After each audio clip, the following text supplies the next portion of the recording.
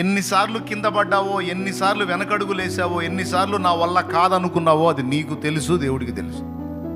కానీ ఎన్నోసార్లు నువ్వు ఎదుర్కొన్న ఆటుపోట్లన్నింటిలో నువ్వు అడుగు వెనక్కేసినప్పుడు మళ్ళా నిన్ను దర్శించి, నువ్వు ఎన్నోసార్లు దేవుడిచ్చిన దర్శనాన్ని, వాగ్దానాలని మర్చిపోతే మళ్ళా విసుక్కోకుండా నీకు గుర్తు చేసి మళ్ళా నిన్ను దర్శించి నువ్వు పడిన చోటు నుంచి లేవనెత్తి ఈ రోజు వరకు నిన్ను నడిపించుకొచ్చాడు. చూడు, ఇది నీ పట్టుదల కాదు, ఆయన పట్టుదల.